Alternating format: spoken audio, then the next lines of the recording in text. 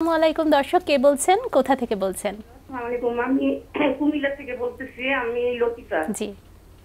আমার মেরুদণ্ডের মধ্যে যে রগগুলা নাকি থাকে, ওই রগগুলা এই মানে কোমরের দুই পাশের হাড্ডি মানে চাপে পড়ে গেছে। এই জন্য নাকি ব্লাড সার্কুলেশন ঠিক মতো হয় না। এখন প্রচন্ড ব্যথা কোমরে। কোমর থেকে ব্যথাটা মাঝে মধ্যে উপরের দিকেও আসে, আবার নিচের দিকেও নামে। এখন ডাক্তারের কাছে দেখাইছিলাম। ডাক্তার বলছে কি যে এমআরআই দেখে বলছে যে করার জন্য কি রাবারুল ট্যাবলেট দিচ্ছে খাওয়ার জন্য, আর হইলো নিউরোবিন ট্যাবলেট দিচ্ছে খাওয়ার জন্য। এখন প্রচন্ড ব্যথা হইতেছে। এখন কি আমি এই ট্যাবলেট গুলো খাইলে আমার উপকার হইব না কি করতাম? আমি পরামর্শ চাইছিলাম আর কি। জি, আপনি কি ট্যাবলেট খাচ্ছেন ইতিমধ্যে? মানে কতদিন খাওয়া হলো এই সমস্যা, এই ওষুধগুলো? উনি প্রেসক্রিপশনে বলে দিছিল চলবে, চলবেই আছে। তো আমি কিছুদিন বন্ধ করে রাখছিলাম খাওয়াটা, এই 1 মাসের মতো। এখন বন্ধ করে রেখেছিলেন কেন দর্শক? জি, আমার মনে হয় একটু সমস্যা হচ্ছে, একটু আমরা মনে হয় বুঝতে পেরেছি। দর্শক আমাদের সাথে থাকুন, আমরা উত্তর দিচ্ছি। অবশ্যই ওনার পিএলআইডি, যেটা আমরা প্রায় বলে থাকি, এবং কনফার্ম ডায়াগনোসিস, এবং যেহেতু এমআরআই করে ডিস্কের সমস্যা বুঝেই যাচ্ছে যে চাপ খেয়ে আছে ওনার। আমরা হয়তো ডাক্তাররা অনেক সময় রুগীদেরকে বোঝানোর জন্য বলি যে স্পাইনাল চাপ বা কম্প্রেশন থাকে। তো এখন মোটামুটি রুগীরা বুঝতে পারে যারা এই সমস্যা ব্যাক পেনে ভুগছে। তো ওনার সমস্যাটা আসলে পিএলআইডি চিকিৎসার ক্ষেত্রে কিছু মেডিকেশন অনেক সময় সাময়িক কাজ করে, যেটা হচ্ছে দিচ্ছে যে পেইন কিলার বা আপনার ওই যে প্রিগাবালিন, এই সকল প্রিপারেশন কিছুটা উপকৃত হয়, কিন্তু বেসিক্যালি ওনাকে রিহ্যাবে যেতে হবে, পুনর্বাসন চিকিৎসা। This is important. এবং পুনর্বাসন চিকিৎসাটা হচ্ছে কনজারভেটিভ ট্রিটমেন্ট, যেটা হচ্ছে অপারেশন ছাড়া। আমরা সাধারণত এই সকল রোগীগুলোকে আনুমানিক 2 থেকে 4 সপ্তাহ কমপ্লিট হসপিটালাইজড করে বিভিন্ন রিহ্যাবিলিটেশন ট্রিটমেন্ট দিয়ে থাকি। এক্ষেত্রে বিভিন্ন যন্ত্রের ব্যবহার হতে পারে, বিভিন্ন এক্সারসাইজ, থেরাপিউটিক এক্সারসাইজ প্রয়োজন হতে পারে, এবং পাশাপাশি রোগী কমপ্লিট রেস্টে থাকা দরকার। কারণ হচ্ছে এটা একটা ইনজুরি জাতীয় সমস্যা, মেকানিক্যাল সমস্যা, যে ডিস্ক ফেটে গিয়েছে। মেরুদণ্ডের কশেরুকার যে ডিস্ক, আমি ইতিপূর্বে বলছিলাম যে ডিস্কটা ভিতরে যে জেলি থেকে বের হয়ে আসে অনেক কারণে, বিভিন্ন ফল্টি কারণে, বা মহিলা মানুষ নিচে বসে বসে কাজ করে, সামনে ঝুঁকে ঝুঁকে কাজ করতে হয়তো, এই সকল কারণে ডিস্কের কম্প্রেশন হয়। আমাদের দরকার 1 নম্বর রেস্ট, নাম্বার 2 হচ্ছে ডিকম্প্রেশন। তো ডিকম্প্রেশন সেটাকে সরানো, হ্যাঁ, সেই প্রসেস করার জন্য আমরা যেটা বলি এখন যে রিহ্যাবিলিটেশন, পুনর্বাসন, এটা হসপিটালাইজড করে চিকিৎসা করতে হয়। এ হচ্ছে একটা। আর যদি কোনো কারণে রিহ্যাব করতে না পারে, বা ডিস্ক খুব বেশি এক্সট্রুডেড হয়ে যায়, সিকোয়েস্ট্রাম হয়ে যায়, বা ফাইব্রোসিস হয়ে যায়, অনেক সময় অনেক দিন থাকতে থাকতে শুকিয়ে যেতে পারে, একেবারে আপনার নার্ভ, মাসেলস এবং হাড় সহজ লেগে যেতে পারে। সেই ক্ষেত্রে অনেক সময় যদি নিউরোলজিক্যাল বড় আকারে কমপ্লিকেশন অ্যারাইজ করে, পা প্যারালাইসিস হয়ে গেল, প্রস্রাব ধরে রাখতে না পারা, পায়খানা ধরে রাখতে না পারা, তখন হয়তো অপারেশনে যেতে হতে পারে। আফটার অপারেশন আবার আপনাকে রিহ্যাবে যেতে হবে। আমার মনে হয় দর্শক আপনি বুঝতে পেরেছেন। যদি এই চিকিৎসা আপনি ভালো হয়ে যান ভালো, না হলে আপনাকে এই পদ্ধতির চিকিৎসায় আগাতে হবে, এবং এই জাতীয় বিশেষজ্ঞের শরণাপন্ন হয়ে চিকিৎসা নিতে হবে। আর অনেক সময় দেখা যায় যে মেরুদণ্ডের সমস্যা থেকে পায়ের দিকে সমস্যাটা হয়, ব্যথা অনুভব করে, সেটা কেন হয়? অবশ্যই এটা খুবই ইম্পর্টেন্ট। আমি এর আগে বলছিলাম যে আমাদের মেরুদণ্ডে সবচেয়ে ইম্পর্টেন্ট হচ্ছে যেমন ঘাড় থেকে হাতে কিন্তু নার্ভ গিয়েছে। এই যে আমরা হাত পা নাড়াচ্ছি, কাজ করছি, এটা নার্ভের ইম্পালস যখন মাসেলসে যায় তখনই মাংসপেশি কাজ করে। একইভাবে কোমর থেকে পায়ে বিভিন্ন নার্ভ, সায়াটিক নার্ভ, ওটা আবার ভাগ হয়ে টিবিয়াল নার্ভ এবং কমন পেরোনিয়াল বিভিন্ন ভাগে ভাগ হয়ে আমাদের বিভিন্ন মাসেলে সাপ্লাই দিয়েছে। তো এখন একইভাবে যেমন আমাদের যদি কোনো কিছু কামড় দেয় শরীরে, মশা হোক বা কোনো পোকামাকড়, আমরা যে অনুভূতিটা বুঝতে পারি সেটা এই নার্ভের কারণে। তো শরীরের সেই নার্ভে যদি কোনো কম্প্রেসড হয়, যে রুগী ইতিপূর্বে ফোন দিয়েছিল যে ওনার ওখানে চাপ খেয়ে আছে, বা ডাক্তার বলেছে এমআরআই করে, নার্ভ কম্প্রেশন হয়।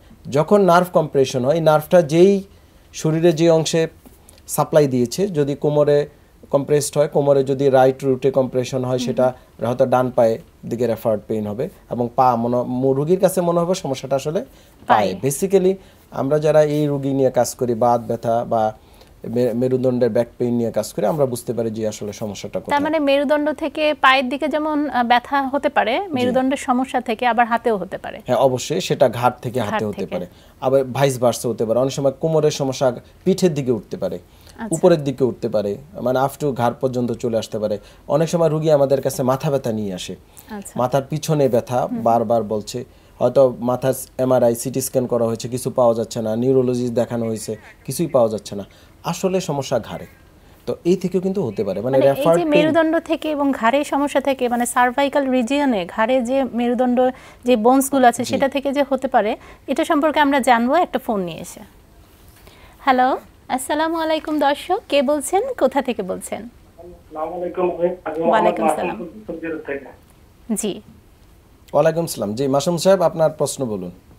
জি, আমার প্রশ্নটা হচ্ছে আমি গত 3 বছর আগে আমার কোমর একটা ব্যথা হয়েছিল। ব্যথা হওয়ার পরবর্তীতে আমি ডক্টরের কাছে গেছি। যাওয়ার পরবর্তীতে উনি আমার সামান্য কিছু ওষুধ দিতে, ওষুধ দেওয়ার পরে আমি ওষুধটা কন্টিনিউ খাই নাই। পেন কিলার ওষুধ তো, কারণ সাইড এফেক্ট বেশি, ওই হিসাবে আমি বেশি দিন খাই নাই। 2 থেকে 3টা ট্যাবলেট খাইছি। জি, খাওয়ার পরবর্তীতে আমার একটু ইমপ্রুভ লাগছে, পরবর্তীতে আমি আর ট্যাবলেট খাই নাই, ট্যাবলেট খাওয়া বন্ধ করে দিয়েছি। জি, এখন গত 1 বছর আগে আমার সেম প্রবলেম আবার টাইম সাইডে হয়েছে।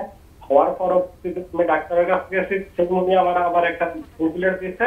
দেওয়ার পরে আমি ওই সময় আমার মাত্র একটা ট্যাবলেট খাচ্ছি, ওই যে বয়ের কারণে আমরা বলতে সাইড এফেক্ট দিচ্ছি। এর পরবর্তীতে আমার কাছে ভালো লাগছে, পরবর্তী সেকেন্ড টাইম আবার ওনার কাছে গেছি, আর উনি আমার একটা এমআরআই করতে দিয়েছে। এটা 1 বছর আগের এমআরআই আর কি। তো আনফরচুনেটলি আমি তো বাংলাদেশ সৌদি আরবে থাকি, আমার কোম্পানি আমার অন্য জায়গায় ট্রান্সফার করার কারণে আমি আর ওই এমআরআইটা আপনারা দেখাতে পাই নাই। জি, আপনার প্রশ্নটা বলেন। 1.5 মাস আগে 1 মাস আগে আমার ডাইন সাইড থেকে বাম সাইডে কোমর এবং মেরুদণ্ড নিয়ে ব্যথা হয়েছে। হওয়ার পরবর্তীতে আমি ওই ডাক্তারের কাছে আবার গেছি, পরে আমার বললো যে ও ফাইলে রেকর্ড ছিল যে আপনাকে এমআরআই করতে দিচ্ছি, এখন এমআরআইটাই আনবো। এমআরআইটা আমি একদিন যাওয়ার আমার এমআরআইটা আমার বললো যে অপারেশন করা লাগবে। সমস্যা কি ওভার করে ঠিক আছে না বলি আমাকে বলছে অপারেশন করা লাগবে। তো এখন আমার সমস্যা হচ্ছে কি, আমি যখন থাকি তখন আর আমার কিন্তু সমস্যা হয় না। যখন আমি বসে থাকি, বসার পরে যে আধা ঘন্টা বা 1 ঘন্টা 15 মিনিট বসার পরে যদি বসার থেকে উঠে দাঁড়াই, দাঁড়ানোর পরবর্তীতে আমি আমার বাম পায়ে ঝিনঝিন লাগছে এবং কি আমার কোমর বাম দিকের উপরে ব্যথা হয়, মেরুদণ্ডের উপরে মাঝে মধ্যে একটু ব্যথা হয়। যখন হাঁটতে থাকি তখন আর আমার ব্যথাটা থাকে না। আচ্ছা, এখন আপনার প্রশ্ন ফিল করে তখন হাঁটি, কিন্তু যখন আমি বসি তখন আমার এই সমস্যা হয়। জি, আমি বুঝতে পেরেছি। আপনার এখন আমার কাছে কি জানতে চাচ্ছেন আপনি? এখন আমি জানতে চাচ্ছি যে আমি, হ্যাঁ বলছি, আপনাদের অনুষ্ঠানটুকু দেখার পর দিয়া অনেক প্রত্যাশায় যাচ্ছে যে অপারেশন দিন এখন আমার কিছু করা সম্ভব কিনা, এবং এটা হচ্ছে কি যে আমি দেখে আসি আপনাদের সাথে দেখা করার জন্য চাচ্ছি। তবে আমার ছুটির ব্যাপারটা নিয়ে আমার আগামী ব্যাপারটা নিয়ে একটু সমস্যা হচ্ছে, সেটা রিনিউয়াল করার সঙ্গে ছুটি লাগাইতে পারতেছি না। আগামী 1 দিন পরে যদি আমি আপনার সাথে দেখা করতে পারি। আচ্ছা দর্শক, আমরা বুঝতে পেরেছি আপনি অপারেশন বিহীন কি চিকিৎসা করা যায় সেটা আমাদের কাছে জানতে চাচ্ছেন, আপনি শুনতে থাকুন। অবশ্যই ওনার অনেক বড় প্রশ্ন করেছে। আসলে আপনারা একটু প্রশ্নটা শর্ট করে করলে ভালো হয়, কারণ টিভিতে অনেক টাইম নেওয়া আমাদের জন্য, অনেক প্রশ্ন থাকে অনেক রোগীদের। তো ওনার যে সমস্যাটা মনে হচ্ছে পিএলআইডি, এবং বুঝেই যাচ্ছে যে অপারেশন ইজ এ চয়েস, মানে অপারেশন অনেক সময় আমরা করতে বলি বা করার দরকার হতে পারে। তো ওনার ক্লিনিক্যালি কিন্তু অত খারাপ না, সে জাস্ট ব্যাক পেইন হচ্ছে, আবার ভালো হয়ে গিয়েছে, এখন অনেকক্ষণ বসে থাকলে ব্যথা হয়। তো দর্শক, আমার মনে হয় এই মুহূর্তে অপারেশনের প্রয়োজন নেই।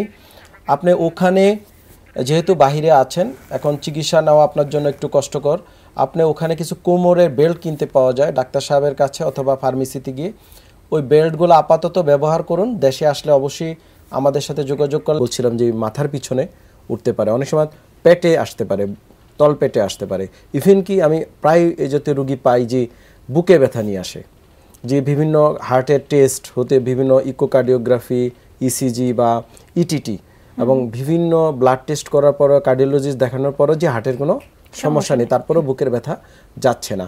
তখন দেখা যায় যে যদি আমরা ডর্সাল স্পাইনে, মানে পিঠের যদি কোনো একটা এমআরআই করি, দেখা যায় যে ওখানে ডিস্কে প্রলাপস আছে। এর মূল কারণ হচ্ছে আমাদের যে মেরুদণ্ডের বুকের যে খাঁচা, যে থোরাক্স আছে, থোরাক্সের পিছনে যে নার্ভ আছে, থোরাসিক নার্ভগুলা বুকে আসে। যদি ডিস্ক প্রলাপস কিন্তু পিঠে হয় তাহলে এই নার্ভ কিন্তু আপনার পেইন হতে পারে, যার কারণে বুকে ব্যথা হতে মানে পারে। বুকে ব্যথাও হতে পারে, স্পাইনে যদি কোনো রকম সমস্যা অবশ্যই, থাকে, আবার এবং মাথা ব্যথা হতে পারে, হতে যেটা পারে। বলছিলেন আমরা বিরতির আগে কথা বলছিলাম, এবং মাথা ইভেন ব্যথা কি হতে পারে, পেটে ব্যথা হতে পারে, তল পেটে ব্যথা যেতে পারে, থাইয়ে ব্যথা চলে আসতে পারে, উরুতে ব্যথা যেতে পারে। তো এটা কিন্তু আপনার রেফার্ড পেইন হতে পারে। যখনই রেফার্ড পেইন হয় বুঝতে হবে স্পাইনাল থেকে যদি রেফার্ড পেইন হয় তাহলে এটা নার্ভের কোথাও না কোথাও কম্প্রেশন আছে। লোকাল পেইনগুলো যেটা স্পেশালি মুভমেন্টে পেইন হবে সেটা হচ্ছে আপনার কোনো জয়েন্টে পেইন হতে পারে, সাজেস ঘাড়ের যদি স্পন্ডালোসিস হয়, আমরা বলছিলাম আগে যে বয়স বাড়ার সাথে সাথে হাড় ক্ষয় যে সমস্যাটা আমরা বলি 40 বা 50-এর পরে গিয়ে ঘাড়ে, যে তখন কিন্তু ঘাড়ের মুভমেন্টে ব্যথা হতে পারে, সেটা হচ্ছে শুধুমাত্র মুভমেন্টই ব্যথা হবে।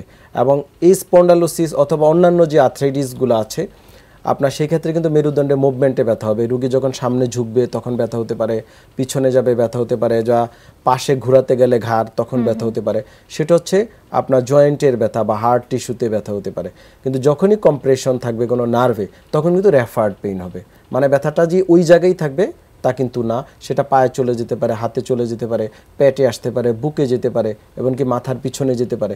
তো এইটা হচ্ছে এই যে আমরা এই জন্যই বলছি নানাবিধ প্রবলেম হতে পারে স্পাইনে। এবং শুধুই যে পিএলআইডি হবে, আমরা যে বারবার বলছি ব্যাক পেইন হচ্ছে ব্যাক পেইনের মূল সমস্যা পিএলআইডি, কিন্তু তা না, পিএলআইডি হচ্ছে অন্যতম সমস্যা। হয়তো পিএলআইডি 50 to 60% রোগীর হয়ে থাকে, কিন্তু বাকি রোগীদের আরও নানাবিধ সমস্যা হতে পারে। স্পাইনে যদি হাড় ক্ষয় হয়, যেটা বলছি স্পন্ডালোসিস, তা থেকে আপনার মেরুদণ্ড ব্যথা হতে পারে এবং সমস্যা হতে পারে। যদি মেরুদণ্ডে কোনো প্যাথোলজি থাকে, যেমন ক্যান্সার হয় মেরুদণ্ডের কোথাও, তা থেকে কিন্তু ব্যথা হবে এবং আরো শারীরিক বিভিন্ন সমস্যা হতে পারে, টিবি হতে পারে, অনেক বোন সময় টিবি যেটা টিবি হয়। আমরা এই বিষয়ে আরো কথা বলবো, একটা ফোন নিয়ে আসি। অবশ্যই। হ্যালো, আসসালামু আলাইকুম দর্শক, কে আছেন আমাদের সাথে? হ্যালো, আসসালামু আলাইকুম। আমি মুর্শিদ চিটাগাং থেকে বলতেছি। জি। ও আমার এই কোমরের কিছু সমস্যা আছে, আমার ঘরে ছিলাম, তারপরে মেরুদণ্ড কিছু সমস্যা ছিল, তো স্যার বলছে অপারেশন করার জন্য। আমি অনেক ডাক্তার দেখাই, অনেকগুলো চিকিৎসা করছি, শেষে আমি অপারেশন করতে আসছি। অপারেশনের পরও মানে আমার ব্যথাটা কমতেছে না, অপারেশনের পর আমার ব্যথাটা একটু কমে নাই। ও পায়ে যে ব্যথাটা নামতো এখানে একটু মানে কম নামে আর কি, কিন্তু কোমরে আর পিঠে। আচ্ছা স্যার, আমি মানে জানতে চাচ্ছি যে পিএলআইডি হলে কি পিঠে ব্যথা হয়? হাতের মানে আমাদের হাত থাকে না, বাম হাতের পিছনে একটা হাত থাকে না, জি পিছনে মানে মেরুদণ্ডের একটু সাইডে আর মাঝখানে আর কি পিঠের। জি, বুঝতে পেরেছি। তারপর ওটা কামড়ায়। আপনার অপারেশনটা কোথায় হয়েছিল, কোমরে না ঘাড়ে? অপারেশনটা হয়েছিল কোমরে। আচ্ছা, আপনার অপারেশনের পরে ব্যথা কি আরো বেড়ে গিয়েছে না কিছুটা কমেছে? কোমরে ব্যথা বাড়ছে, তারপর পিঠেও ব্যথা বাড়ছে, ওবার পায়ে ব্যথাটা নাই। এখন কি জানতে চাচ্ছেন আমার কাছে? তো আমি জানতে চাচ্ছি যে মানে আমার সমস্যাটা কি, ব্যথা যাচ্ছে না। আপনার বয়স কত? আমার বয়স এই হবে 22 বছর হবে আর কি। যেখানে অপারেশন করছে সেখানে কামড়ায়। আপনি কি করেন, পেশা কি? পেশা কৃষিকাজ করি এরকম। আচ্ছা দর্শক, আমি বুঝতে পেরেছি। ওনার সম্ভবত পিএলআইডি ছিল, যার কারণে অপারেশন করেছে। এখন ওনার শুধু যে কোমরেই ব্যথা তা না, ওনার কিন্তু পিঠেও ব্যথা এবং স্ক্যাপুলার, উনি বুঝাইতে চেয়েছে যে ঘাড়ের পিছনে, শোল্ডার এখানে পিছনে ব্যথা, স্ক্যাপুলার রিজনে ব্যথা হতে পারে। আসলে বিভিন্ন মেল ডিসফাংশনাল মানে ডিসফাংশন থেকে অনেক সমস্যা হতে পারে, মানে সবই যে পিএলআইডি থেকে ব্যথা হবে তা কিন্তু না। পিএলআইডি রুগী কোমর ব্যথায় যখন দীর্ঘদিন ভুগে তখন দেখা যায় যে সে আস্তে আস্তে তার মাসেলসগুলো ইমব্যালেন্স হয়ে যায়। সাজেস তার যদি কোমরের বাম পাশে ব্যথা হয় এবং বাম পাশে যে মাসেলস থাকে, মাসেলগুলো আস্তে আস্তে দুর্বল হতে থাকে। হয়তো সার্জন অপারেশন করে দিল, ব্যথা যাচ্ছে না ডিউ টু ওই যে ডিসফাংশন, যে মাসেলের পাওয়ার ওখানে কমে গিয়েছে। অনেক সময় ডিক্সাইটিস হতে পারে, যেটা আমরা ইনফেকশন বা ইনফ্লামেশন হতে পারে অপারেশনের পরে, তা থেকে অনেক সময় ব্যথা আরও বেড়ে যেতে পারে। আর পাশাপাশি যে ডায়াগনোসিসটা খুব ইম্পর্টেন্ট, যে ওনার কিন্তু ব্যথা এক জায়গায় না, একবার কোমরের বলছে, আবার ঘাড়ে হচ্ছে, বিভিন্ন সময় বিভিন্ন ব্যথা হচ্ছে এবং বয়সও বেশি না, 22 বা 25 বলেছে। তো আসলে এগুলো আরও কনফার্ম ডায়াগনোসিস করতে হবে, পাশাপাশি অন্য সমস্যাও থাকতে পারে। তো দর্শক, আপনার এই যে সমস্যা অপারেশন করেছেন হয়তো সমস্যাটা চলে গেছে, কিন্তু আপনার যে ব্যথা হচ্ছে বা অন্যান্য সমস্যা হচ্ছে এটা অন্য কোনো কারণে হতে পারে, অন্য কোনো আর্থ্রাইটিস জনিত সমস্যা হতে পারে, ডিসফাংশন থেকে হতে পারে, আপনার শোয়া বিছানা শোয়ার সমস্যা থেকে হতে পারে, যদি দুটো বালিশ ব্যবহার করেন তা থেকে হতে পারে, আপনি বলছিলেন আপনি যে কৃষি কাজ করেন, কাজের সমস্যা থেকেও হতে পারে। তো আপনি বেটার একজন বিশেষজ্ঞ ডাক্তারের সাথে আবার শরণাপন্ন হয়ে ডায়াগনোসিস করে নতুনভাবে চিকিৎসা যেতে হবে। এটা নিয়ে হতাশ হওয়ার কোনো দরকার নেই। আশা করি যদি আবার নতুন করে রিডায়াগনোসিস করে আপনার যেটা ফলো আপ করে ট্রিটমেন্ট নিলে আশা করি আপনি ভালো থাকতে পারবেন। হ্যাঁ, অপারেশন প্রসঙ্গটা যেহেতু এসেছে, আমি একটু জানতে চাচ্ছি যে এমন কি হতে পারে যে ওনার যেই লেভেলে সমস্যা ছিল ওখানে অপারেশন হয়েছে, সেটা কিওর হয়েছে, বাট অন্য কোনো ডিস্কে সমস্যা হয়েছে সেই থেকে ব্যথা হচ্ছে? সেটা হতে পারে। আমরা প্রায় রোগী পাই যে হয়তো 5 বছর আগে অপারেশন করেছিল, তখন ব্যথা ছিল, কিন্তু 5 বছর পর আমরা নতুন করে ব্যথা আসছে। তো আমরা সেটা যদি আবার অ্যাসেসমেন্ট করি বা বিভিন্ন ইনভেস্টিগেশন অথবা এমআরআই এক্সরে করি, দেখা যায় যে L4-5 আগে অপারেশনটা হয়েছিল, এখন L2-3 সমস্যা। তো এটা কিন্তু হতে পারে, এটা কিন্তু বারবার হচ্ছে। এই জন্য ইম্পর্টেন্ট হচ্ছে আপনার ট্রিটমেন্ট তো অবশ্যই নিতে হবে। প্রথমত ডায়াগনোসিসটা কনফার্ম করতে হবে যে আপনার আসলে কেন ব্যথা হচ্ছে। সেটার প্রত্যেকটা রোগের আলাদা আলাদা কারণ আছে। সেটা নির্ণয় করার পর যে চিকিৎসা নেক, সেটা আপনার আমরা যে রিহ্যাবিলিটেশনের কথা বলছি বা অপারেশন যাই করুক না কেন অথবা ব্যথার ওষুধই খাক না কেন, তাকে রোগ সম্পর্কে আইডিয়া দিয়ে দিতে হবে এবং জানতে হবে রুগীকে যে এই কারণে আমার এই সমস্যাটা হয়। যেমন উনি যে বলছে যে উনি হয়তো কৃষক, ওনাকে সামনে ঝুঁকে ঝুঁকে কাজ করতে হয়। সামনে ঝুঁকে কাজ করার জন্য ওনার যে পরিমাণ মাসেলের ইলাস্টিসিটি থাকার দরকার, স্পাইনের যে পরিমাণ মুভমেন্ট থাকার দরকার, এটা হয়তো নাই। সে ফিজিক্যাল ফিটনেসটা হয়তো নাই, অথবা উনি মেল অবস্থায় কাজ করছে, ওনার ওজনের সাথে কাজের একটা সম্পর্ক। এখন কারো যদি শরীরের ওজন 50 কেজি হয়, সে যদি তার ওজনের অর্ধেকের বেশি বোঝা ক্যারি করে 30 কেজি বা 35 কেজি, তাহলে তার কনফার্ম সমস্যা হবে। সেটা কোমরে হতে পারে, ঘাড়ে হতে পারে, যে কোনো স্পাইনের সমস্যা হতে পারে। তো এইটা আসলে এই জিনিসগুলো আমাদের একজন বিশেষজ্ঞ হিসেবে এক্সক্লুড করতে হয় এবং তাকে এই এডুকেশন দিয়ে দেওয়া কিভাবে সে কাজ করবে। অবশ্যই সে কৃষি কাজ করবে, কাজের কিছু নিয়ম কানুন আছে এবং মডার্ন টেকনোলজি ব্যবহার করতে হবে। এই জিনিসগুলো যদি তাকে আমরা শিখিয়ে দিতে পারি, এক্সারসাইজ বুঝিয়ে দিতে পারি, এবং উনি যেহেতু গ্রামে থাকে, ওনার জন্য অনেক চিকিৎসা দেওয়া খুবই সহজ। যেমন সাঁতার কাটা, শহরের অনেক রোগীকে আমরা অ্যাডভাইস করি, সাঁতার কাটার তো জায়গা নেই, কিন্তু উনি কিন্তু হয়তো ওনার দ্বারা সেটা সম্ভব। তো এই জিনিসগুলো যদি আমরা আইডেন্টিফাই করে বুঝিয়ে দিতে পারি, রোগীরা নিজের থেকে ভালো থাকতে পারবে। প্রিয় দর্শক, আপনারা আমাদের সাথে ফেসবুকে সংযুক্ত হতে পারেন www.facebook.com/DPRC Advanced Pain Treatment এই ঠিকানায়। চলুন দর্শক দেখে আসি ফেসবুকে আমাদের সাথে কে সংযুক্ত হয়েছেন। জসিমউদ্দিন মৃধা লিখেছেন, স্যার আমি সৌদি আরব প্রবাসী, আমার বয়স 31, ওজন 73, লম্বা 5 ফিট 4 ইঞ্চি। আমি নামাজ পড়ার সময় উল্টে পড়ে গেলে ব্যথা পাই, এখন সব সময় ব্যথা অনুভব হয়। আর আমি দিনে প্রায় 12 ঘন্টা বসে কাজ করি। এখন কি নিয়মে চলাফেরা করলে ভালো থাকতে পারবো? অবশ্যই জসিমউদ্দিন মৃধা, ওনার যে সমস্যাটা এটা ইনজুরি থেকে হয়েছে, ব্যাক পেইনের এটা অন্যতম কারণ। আর আরেকটা কাজ করে উনি যে 12 ঘন্টা একটানা বসে থাকে, তো ওখানেই কিন্তু ওনার প্রশ্নের উত্তর আছে। আমি কিন্তু বারবার বলি, সবাইকেই বলছি যে আপনারা যারা ডেস্ক জব করে বা যারা বসে বসে কাজ করে, সামনে ঝুঁকে কাজ করে, যেন একটানা 1 ঘন্টার বেশি বসে না থাকে। যে অনেকে বলে যে আমাকে তো সারাদিন এই কাজই করতে হবে, যে আমার তো কম্পিউটারে বলতে, হ্যাঁ আপনি কম্পিউটারে বসে থাকবেন, 1 ঘন্টা একটু দাঁড়ান, 1 ঘন্টা পর একটু পায়চারি করেন, এতে তো কোনো কাজের ব্যাঘাত হওয়ার কথা না। এই যে একটানা 12 ঘন্টা বসে থাকলে কিন্তু ডিস্কে সমস্যা হবে, এটা 100%। টুডে টুমোরো, এটা 2 বছর পরে হোক, 5 বছর পর হোক, তার মেরুদণ্ডে বা স্পাইনের কোমরে, পিঠে, ঘাড়ে যে কোনো জায়গায় সমস্যা হবে। তো ওনাকে এই জিনিসটা একটু ট্রেন করতে হবে, এই এডুকেশনটা খুবই ইম্পর্টেন্ট, যে যেন উনি 2 ঘন্টা বা 1 ঘন্টা পর পর একটু উঠে একটু পায়চারি করে আবার বসে।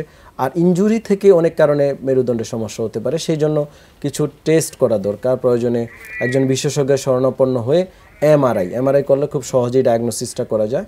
যদি এইভাবে ডায়াগনোসিস কনফার্ম করে ট্রিটমেন্টে যায়, আশা করি সেরে যাবে। আর এই যে বসার অভ্যাসটা একটু চেঞ্জ করতে হবে।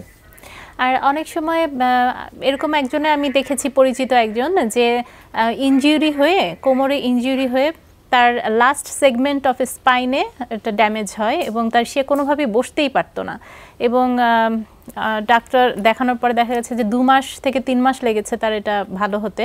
কিন্তু এটাতে কি পরবর্তীতে কোনো সমস্যা হতে পারে তার? না, আমি বুঝতে পেরেছি। আসলে এটা কক্সিসে এবং আমাদের যে শরীরের মেরুদণ্ডের সবচেয়ে লাস্ট সেগমেন্ট লাম্বার, তারপরে স্যাক্রাম এবং কক্সিস। লাস্ট যে কক্সিসে এখানে যে বোনসে আমরা প্রায় রোগী পেয়ে থাকি এবং রোগীর কমপ্লেইনটা হচ্ছে সে শক্ত কোথাও বসতে পারে না। এবং বাংলাদেশে আরো মজার বিষয় যে রিকশা চললে তার ব্যথাটা বেড়ে যায়, কারণ রিকশার যে বসার যে সিটটা সেটা কিন্তু খুব শক্ত। তো এই যে এই রোগী এবং কোনো মোড়া বা ফ্লোরে বা কোনো পিড়িতে যদি সে বসে এবং উঠতে গেলে প্রচন্ড ব্যথা হয় তার, আমরা ডাক্তারি ভাষায় এটাকে কক্সিডাইনিয়া বলে থাকি। কক্সিসে যদি কোনো কারণে আপনি যে বলছিলেন ইনজুরি হয়, সেটা ইনজুরি পড়ে গিয়ে হতে পারে, বিভিন্নভাবে হতে পারে, ইভেন ফোর্সফুল ডেলিভারিতেও কিন্তু ইনজুরি হতে পারে। এটা আমরা প্রায় এই রোগী পেয়ে থাকি। তো এই রোগীর সবচেয়ে ইম্পর্টেন্স এডুকেশন। এই যে আপনি বলছেন যে উনি চিকিৎসা এখন যদিও ভালো থাকে, অবশ্যই ভালো থাকতে পারবে, জাস্ট কিছু এডুকেশন দরকার। নাম্বার 1, উনি যেন কখনো আর শক্ত জায়গায় না বসে, সেটা অবশ্যই বসতে হবে এবং উঁচু জায়গায় বসতে হবে, যেমন আপনার সোফা বা চেয়ার বা খাট। একটু রিহ্যাবিলিটেশন এমন একটা চিকিৎসা পদ্ধতি যে পদ্ধতিতে আসলে এই যে স্পেশালি ব্যাক পেইন, হাঁটু ব্যথা, কোমর ব্যথা এবং প্যারালাইসিস, স্ট্রোক জনিত হোক বা যে কোনো কারণে, নার্ভাস সিস্টেম ডিসঅর্ডার থেকে হতে পারে, বিভিন্ন বাচ্চাদের হতে পারে, বিভিন্ন আর্থ্রাইটিস জনিত সমস্যার পুনর্বাসন চিকিৎসা খুবই ইম্পর্টেন্ট। আচ্ছা, এই চিকিৎসাটা হচ্ছে এমন যে এই রুগী টু রুগী আমাদের আলাদা আলাদা ডায়াগনোসিস করতে হয় প্রত্যেকটা রুগীকে, এবং রোগ নির্ণয়ের পাশাপাশি কিছু ঔষধ হয়তো অন্য ডাক্তাররা দিয়ে থাকে, সাধারণত বিভিন্ন স্পেশালিস্ট আছে। এর পাশাপাশি যেমন স্পাইনে যদি কোনো পিএলআইডি হলো, সেটাকে আবার তার স্বাভাবিক অবস্থায় ফিরে আনানো, এবং যেই যে ক্ষতি হলো, যেমন পিএলআইডির ক্ষেত্রে যেটা হয় ব্যথা হবে, পাশাপাশি মাসেলসগুলো আপনার দুর্বল হয়ে যাবে, তার মাসেল, পায়ের মাসেল দুর্বল হয়ে যেতে পারে, হাতের মাসেল দুর্বল হয়ে যেতে পারে, ইভেন কি তার পেশাগত সমস্যা তৈরি হতে পারে।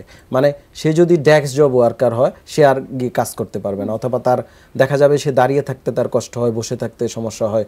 তো এই পুনর্বাসন পদ্ধতিতে আমরা হসপিটালাইজড করে সাধারণত রোগীদেরকে বিভিন্ন প্রকার ইলেকট্রিক্যাল অ্যাপারেটাস, মেশিনের মাধ্যমে এবং থেরাপিউটিক এক্সারসাইজ, যেটা আমরা ডাক্তারি ব্যায়াম বলে থাকি, এবং এই ব্যায়ামেরও ওষুধেরও যেমন ডোজ আছে, নির্দিষ্ট পরিমাণের মিলিগ্রামে ওষুধ খেতে হয় বা ইনজেকশনের যে ডোজ আছে, তদ্রূপ এই পুনর্বাসন রিহ্যাব পদ্ধতিরগুলো বিভিন্ন ডোজ থাকে। এই ডোজে আমরা সার্টেন পিরিয়ড 2 সপ্তাহ, কয়েক সপ্তাহ বা 4-5 সপ্তাহ রেখে বিভিন্ন ভাবে, বিভিন্ন অ্যাপ্রোচের মাধ্যমে, যেটা হসপিটালে এই পরিবেশ এবং এই অ্যাপারেটাসগুলো থাকে, আমরা চিকিৎসা করে থাকি। দিস ইজ পুনর্বাসন এবং রিহ্যাবিলিটেশন প্রসেস। যেমন আমরা পিএলআইডি রোগীর ক্ষেত্রে যে ডিস্ক কম্প্রেশন, তো এই রিহ্যাবিলিটেশন আমরা সেটাকে কি করি, ডিকম্প্রেশন করা, যে ডিস্কটা চাপ খেয়ে আছে সেটাকে ডিকম্প্রেস। তো ডিকম্প্রেশনের ক্ষেত্রে আমরা বিভিন্ন যন্ত্রের ব্যবহার করে থাকি, যেটা স্পাইনের আস্তে আস্তে আস্তে ডিকম্প্রেস করে ফেলে যন্ত্রের মাধ্যমে, এবং পাশাপাশি এই যে ক্ষতিগ্রস্ত হলো, মাসেলস দুর্বল হয়ে গেল, সেটাকে বিভিন্ন এক্সারসাইজ স্ট্রেনথেন করা হয় বিভিন্ন এক্সারসাইজের মাধ্যমে। আমাদের সাথে একজন দর্শক আছেন, আমরা ফোনটি নিয়ে আবারও কথা বলবো। জি, হ্যালো, আসসালামু আলাইকুম। দর্শক কে আছেন আমাদের সাথে? ওয়ালাইকুম আসসালাম। আমি জি জি, আমরা শুনতে পাচ্ছি। জি, আমি একটু ডাক্তার সাহেবের সাথে কথা বলতে চাচ্ছিলাম। জি, আমি শুনতে পাচ্ছি, আপনি বলুন। জি, আসসালামু আলাইকুম। ওয়ালাইকুম আসসালাম। স্যার, আমার আগে মেরুদণ্ডেতে ব্যথা ছিল, তারপরে আমি তো আবার জরায়ু অপারেশন করছি বারডেমে। জি। তারপর ওনাকে আবার দেখাইছি, আমি 10 সালে অপারেশন হয়েছি। জি। তারপরে মনে করেন এই পর্যন্ত কোনো সমস্যা হয় নাই। এখন একটু মেরুদণ্ডের সমস্যা হয়েছিল, তারপরে ওই রহিমা আপার কাছে আবার রহিমা আপা এই করছিল যে।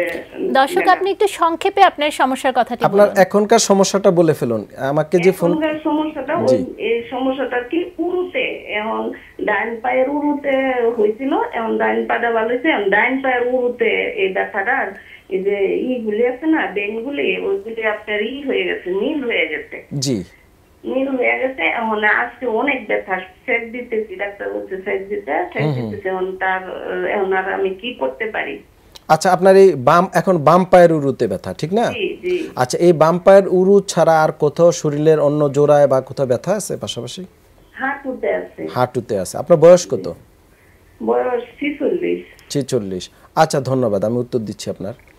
ওনার সম্ভবত আগে পিএলআইডি ছিল, ওই কোমর ব্যথা হয়তো চিকিৎসা ভালো হয়ে গিয়েছে এবং হিস্টেকটমি করা, যার কারণে হিস্টেকটমি হচ্ছে আমরা প্রায় রুগীগুলো পেয়ে থাকি, অথবা পোস্ট মেনোপজ ওমেন, ইভেন কি পুরুষদেরও 50 পরে গিয়ে অস্টিওপোরোসিস বা অস্টিওপেনিয়া ডেভেলপ করে, যে তখন অস্টিওব্লাস্টিক অ্যাক্টিভিটি কমে যায়, মানে হাড়ের যে মানে আপনার প্রোডাকশন সেটা কিন্তু কমে যায় এবং তখন কিন্তু ক্ষয়টা শুরু হয়, যে ক্লাস্টিক অ্যাক্টিভিটি বেড়ে যায় এবং হরমোনাল ডেফিসিয়েন্সি যেহেতু জরায় ফেলে দিয়েছে, যার কারণে কিন্তু ওনার এই প্রসেসটা আরো বেশি দ্রুত হচ্ছে।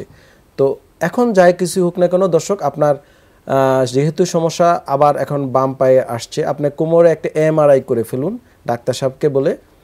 এমআরআই পরে আপনার যদি মেরুদণ্ডের সম্ভবত সমস্যা আছে, সেই ক্ষেত্রে আপনাকে কিছু রিহ্যাবিলিটেশন চিকিৎসা যেতে হবে, রিহ্যাব থেরাপিতে যেতে হবে এবং রিহ্যাব থেরাপিতে আপনি আশা করি সমস্যাটা চলে যাবে এবং ডাক্তারের ওনার মাধ্যমেও প্রয়োজনে আপনি চিকিৎসা করতে পারেন। আপনার যে জরায়ু ফেলে দিয়েছেন তার থেকে কিছু রিপ্লেসমেন্ট থেরাপি দেওয়া হয়, সেটা করলে আপনার হাড় ক্ষয়টা অন্তত বন্ধ হবে বা প্রিভেনশন হবে। তো আপনি ওনার সাথে আলাপ করে এই চিকিৎসা নিতে পারেন, অথবা এই যেতে কোনো ডাক্তারের শরণাপন্ন হতে পারেন। আর এখন যে গরম শেক দিচ্ছেন, যদি দিলে ভালো লাগে আপনি অবশ্যই কন্টিনিউ করুন। আর যদি ওজন বেশি হয়ে যায়, ওজন কমিয়ে ফেলতে হবে। আমরা বিভিন্ন বসার ভঙ্গির কথা বলছি, আপনি মহিলা মানুষ হয়তো নিচে বসে অনেক সময় কাজ করেন, এই সকল জিনিসগুলা একটু চেঞ্জ করতে হবে, আপনাকে কিছু এডুকেশন নিতে হবে। আশা করি এতে আপনি ভবিষ্যতে ভালো থাকতে পারবেন। আমরা কথা বলছিলাম পুনর্বাসন প্রসঙ্গে। অনেক সময় দেখা যায় যে স্পাইনে ইনজুরি হয়ে যে উঁচু জায়গা থেকে পড়ে গেল বা গাছ থেকে পড়ে গেল, স্পাইনে মারাত্মক রকম ইনজুরি হলো, সেখান থেকে প্যারালাইসিস ডেভেলপ করে, সেই বিষয়টাতে একটু জানতে চাই। অবশ্যই সেটা আরও আপনার আপগ্রেডেড প্রবলেম, যেটা হচ্ছে প্রায় এই রোগী আমরা পেয়ে থাকি এবং বেশিরভাগ অনেক ক্ষেত্রে আমাদের অনেক রোগী আছে বাহিরে, বাংলাদেশি অনেক, আপনি জানেন অনেক মানুষ মধ্যপ্রাচ্যে তাদের ওখানে গিয়ে এই সকল দুর্ঘটনার শিকার বেশি হয়ে থাকে।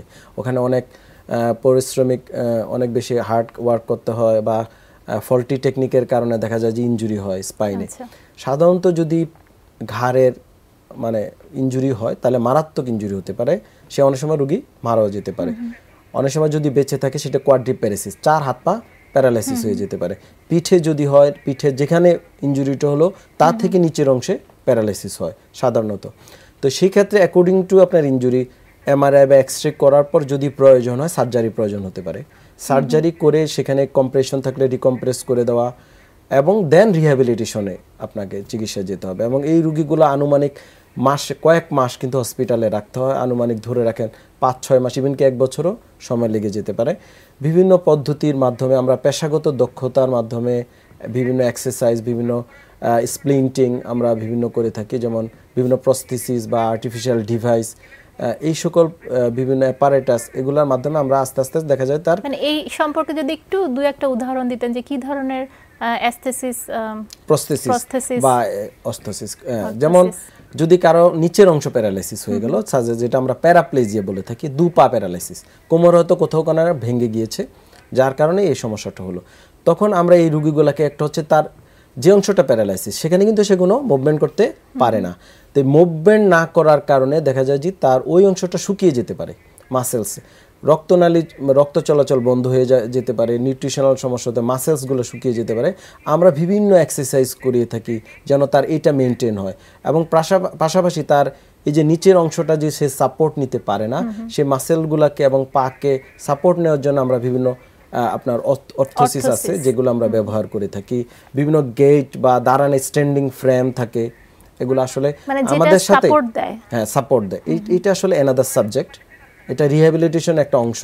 যে সেই এই সাবজেক্টের আবার অ্যানাদার লোক আছে যারা এই কাজেই করে, মানে এই পেশাগত দক্ষতা তাদের আছে, আমাদের কাজে হেল্প করে, বিভিন্ন ডিভাইস তৈরি করে দেয় বা বিভিন্ন অর্থোসিস তৈরি করে দেয়, যার মাধ্যমে আমরা বিভিন্ন থেরাপির পাশাপাশি এই ডিভাইসগুলো অ্যাপ্লাই করে থাকি। তখন দেখা যায় যে রোগী আস্তে আস্তে এটা অ্যাকর্ডিং টু, এটা আসলে এভাবে লাইভ প্রোগ্রামে বা ওভাবে বোঝানো যাবে না।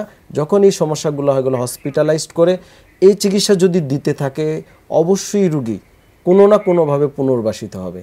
মানে আমি যেটা বলার উদ্দেশ্য, যে লোক একেবারেই প্যারালাইসিস হয়ে গেল, সে দেখা যায় যে 5 মাস 6 মাস 7 মাস পরে সে দাঁড়াতে পারে, অন্তত যদি কোনো ডিভাইসের হেল্প নিলেও সে ডিভাইসের হেল্প নিয়ে সে দাঁড়াতে পারে, নিজের কাজ অন্তত কিছু কাজ সে করতে পারে। এমনও হতে পারে অনেক রোগী সম্পূর্ণরূপে আবার স্বাভাবিক জীবনে ফিরে আসে, অথবা কিছুটা রেজিডুয়াল সমস্যা থেকে যেতে পারে। তো এটা একটা বিশাল পদ্ধতি।